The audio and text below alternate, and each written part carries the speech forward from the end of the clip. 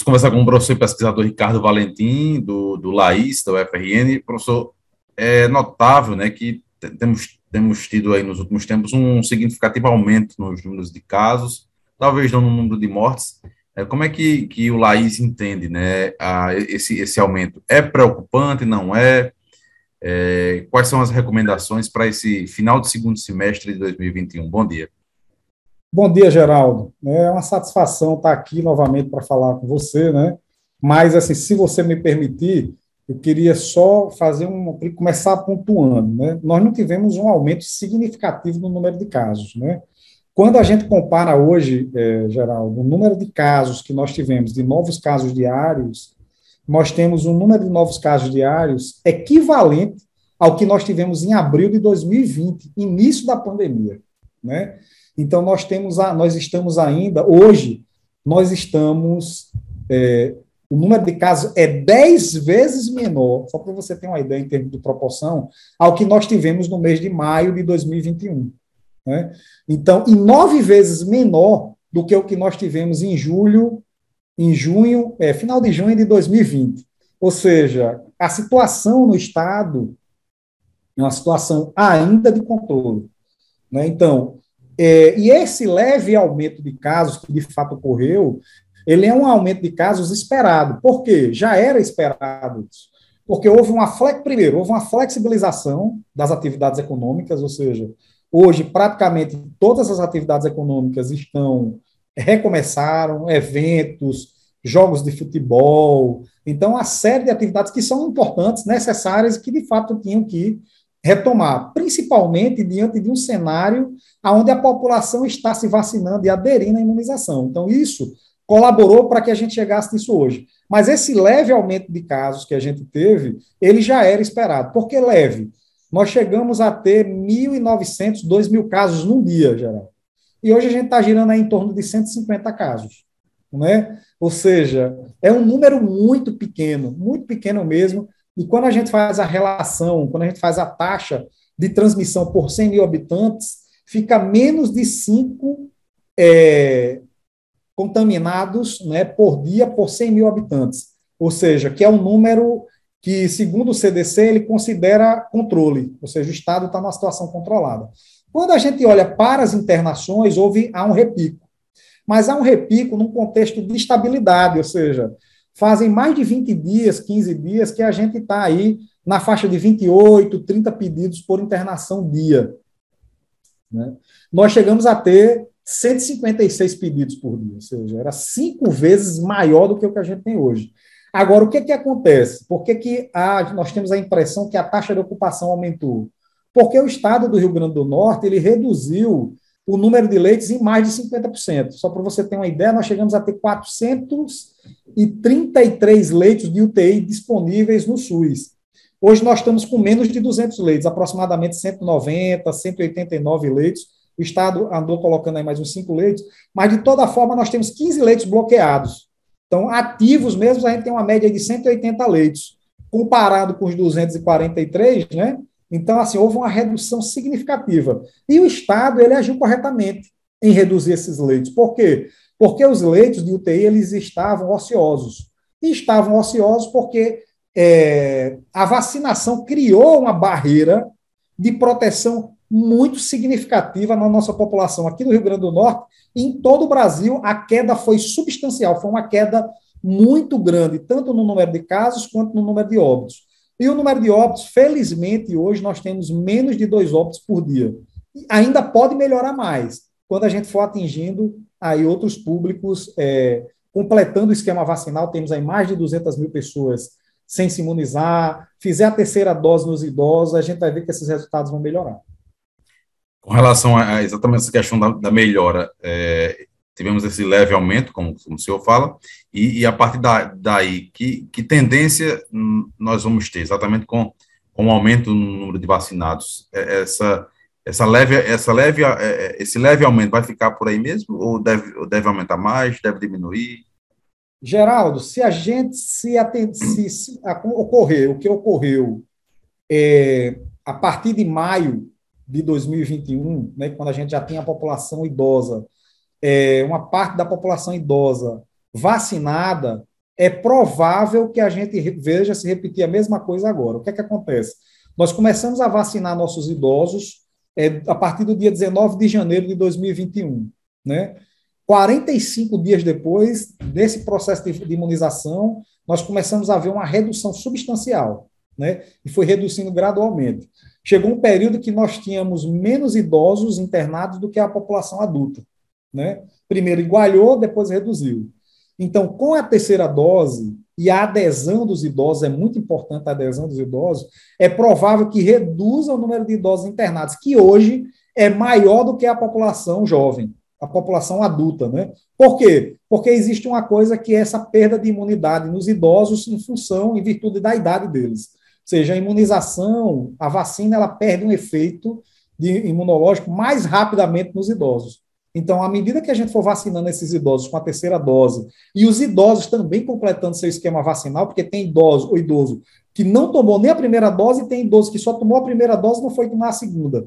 Ou seja, esse trabalho de convencimento, de ampliar o engajamento, que aqui no estado já é grande, se ele se intensificar, a gente vai ver aí sim, com certeza, nos 15, 30, 40 dias, uma redução novamente dessa taxa de internação na população idosa.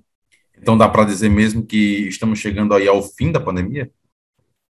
Não, é difícil a gente chegar a afirmar isso, por quê? Porque a doença, Geraldo, ela deve, no Estado, no Brasil todo e no mundo, deve se tornar endêmica. Né? Para que a OMS declare fim da pandemia, é preciso a gente observar que os países mais pobres, principalmente os países africanos, eles começaram a vacinar, mas o índice de vacinação em alguns países não chegou nem a 10% ainda. Né? Então, a pandemia ela é global. O que a gente pode ver aqui no Brasil é a epidemia ficar totalmente controlada. Então, a gente pode estar caminhando para isso, mas é preciso ainda esperar mais um tempo, né, para ter segurança nessa afirmação. Com relação... Agora eu reforço, o estado do Rio Grande do Norte tem tudo para ser um dos primeiros estados no Brasil a dizer que tem a epidemia controlada no estado. Com relação ao uso de máscara, esse é um outro assunto que chama a atenção das pessoas. O governo do estado, inclusive, declarou que agora em dezembro era possível que isso acontecesse em locais abertos. Essa ideia ainda está mantida, de que em dezembro, provavelmente em locais abertos, a gente possa deixar o uso da máscara? Geraldo, a nossa recomendação do Laboratório de Inovação Tecnológica em Saúde é que isso já pode ocorrer a partir de novembro, né? Então, nós estamos caminhando aí para 70% da população totalmente imunizada. Então, em lugares abertos, o governo já pode declarar facultativo o uso de máscaras, né? Então, no primeiro momento, foi fundamental o uso obrigatório em lugares abertos, por quê? Para que normalizasse o uso de máscara, ou seja, a população passasse a se educar e se habituar ao uso de máscaras. E isso nós conseguimos. É tanto que tenho certeza hoje que se o governo do estado, né, junto com os municípios, desobrigar o uso de máscara, ou seja, tornar facultativo somente neste momento, vou frisar aqui, em ambientes abertos, é isso que a gente está defendendo, né, é muito provável que parte da população ainda continue usando máscara, que é o ideal, esse é o melhor momento. Né? Seria um equívoco ter feito isso antes, porque quando a população não estava educada a usar máscaras. Então, hoje já está. Né? Então, é possível. E eu fico muito feliz de fazer essa análise e com muita segurança, porque a gente está vendo aí os Estados Unidos, né, que estava com explosões de casos, você deve ter acompanhado aí por esse período, o Biden, né, com dados do CDC, que é um centro de controle de doenças para doenças infecciosas, né, com dados robustos, no mesmo nível de dados que nós temos aqui no LAIS, que são dados da imunização, dados epidemiológicos e dados assistenciais, ele afirmando categoricamente que em ambientes abertos, né, o risco de contaminação por pessoas vacinadas é muito baixo. Né? E é bom a gente lembrar que nos Estados Unidos, 40% da população americana tem dificuldade, tem resistência para se imunizar, coisa que não acontece aqui no Brasil. A gente tem uma adesão massiva da população com relação à imunização. Então, já é possível. Uma outra fala que coaduna com a nossa é a do Gonçalo Vecina, que você deve conhecer também, que foi presidente da Anvisa e recentemente ele deu uma declaração também sendo favorável à flexibilização do uso de máscara, ou seja, o uso facultativo de máscaras em lugares abertos, justamente porque em ambientes abertos o risco de contaminação é muito baixo. E quando a população está imunizada, esse risco diminui mais ainda. Né? Então, é simbólico, é sinalizar para a população que a vacinação funciona e que nós estamos alcançando indicadores bons e que é importante que a população continue se vacinando para que a gente continue seguindo nesse processo de flexibilização, sempre de maneira segura, responsável, como a CESAP tem feito. A CESAP tem feito uma condução brilhante de todo o processo, né? Junto com os municípios, de maneira muito responsável e prudente. Ou seja, essa recomendação que a gente faz para a CESAP é para que ela avalie, claro, e tome a decisão de acordo com as avaliações dele. Mas é um momento oportuno e é legítimo que a sociedade, nesse momento, faça essa reflexão e que comece a pautar essa questão da desobrigação de máscaras em ambientes abertos. Né? Saiu um artigo agora recentemente publicado na BMJ, que é uma das revistas científicas na área de saúde mais prestigiadas no mundo, uma das mais conceituadas, falando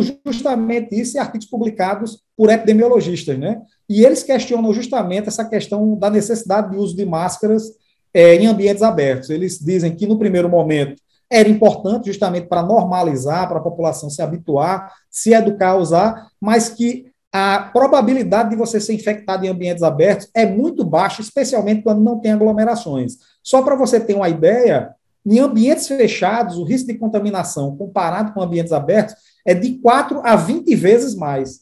Né? Isso considerando um cenário onde as pessoas não estão vacinadas. E num cenário onde as pessoas estão vacinadas, esse risco em ambientes abertos, Geraldo, é muito baixo. Né? Então, como medida para estimular a população a se vacinar, é importante fazer essa flexibilização, uma discussão ampla dessa questão da flexibilização em ambientes abertos. Quanto à terceira dose, hoje a recomendação é para idosos, né, e profissionais de saúde. Os adultos, no geral, eles devem aguardar aí para que essa sinalização da terceira dose para adultos deve acontecer só no próximo ano? É provável que essa terceira dose ela ocorra em adultos a partir do próximo ano, né, particularmente depois de um ano da segunda dose. Então, já existem, inclusive, Geraldo, estudos para novas gerações de vacinas que combinam a vacina da Covid com a vacina da gripe, vacinas que vão ter um prazo maior de duração em vez de 1 ano, 2 anos. Então, é preciso a gente ir acompanhando, mas eu acredito sim que deverá haver uma terceira dose em adultos a partir do próximo ano, com toda certeza, considerando que a Covid ela é uma doença endêmica. A gente não vai conseguir, aliás, não vai uma palavra muito forte, mas dificilmente a gente vai conseguir eliminar o vírus do SARS-CoV-2, como a gente não conseguiu eliminar do H1N1, da influenza. Então, são vírus que vão coabitar conosco, né, e a população vai precisar realmente saber conviver com o vírus tomando as vacinas. Né? Essas combinações cientificamente são possíveis das vacinas? Sim, já existem estudos que já estão combinando. E é importante porque quando tiver a campanha da influenza, você está tomando a vacina da influenza junto com a vacina da Covid, mas isso aí está em estudo ainda, né? Já existem outras vacinas assim, a tríplice viral, por exemplo, né? Então, existem já outros modelos de vacina no mundo que combinam vírus para imunizar a população. Ok, professor, quero agradecer pela sua participação aqui no Sistema Rural de Comunicação e só reforçar que é necessário que as pessoas se imunizem, né? A imunização talvez seja a grande chave para que as coisas continuem voltando ao normal. Muito obrigado. Exatamente, muito obrigado, Geraldo. Assim, é uma coisa que a gente precisa ter em mente. A pandemia não acabou, o vírus está circulando, estamos voltando à normalidade, mas sempre com prudência. Né? Então, se a população se mantiver prudente, as pessoas fizerem a sua parte, que é se imunizar, porque assim, a gente cobrava muita vacina do poder público. Hoje nós temos vacinas com quantidade satisfatória, uma variedade de vacinas no Brasil importante. Né? Inclusive, tem um estudo que mostra agora, um artigo que saiu publicado de um pediatra geneticista, Geraldo, que mostra que uma das coisas que pode ter influenciado a variante Delta não ter decolado no Brasil pode ter sido o atraso da imunização, porque quando a variante Delta chegou, a gente estava começando a imunizar a nossa população, ou seja, essa perda de imunidade, ela demorou mais. E a outra coisa é a vacina Coronavac, porque 3 países que aplicaram a Coronavac, Chile, Uruguai e Brasil, a Delta não decolou. Então, mas é importante que, nesse momento, a população contribua com o poder público, se imunize e complete seu esquema vacinal, para que a gente não perca tudo que ganhou até esse momento, que é esse movimento de flexibilização, retorno às aulas, né? Ainda falta ainda as universidades retornarem às aulas, os institutos federais, mas é um processo gradual, que nesse momento precisa muito do poder público fiscalizando, mas principalmente da população se vacinando. Então, muito obrigado pelo espaço de fala.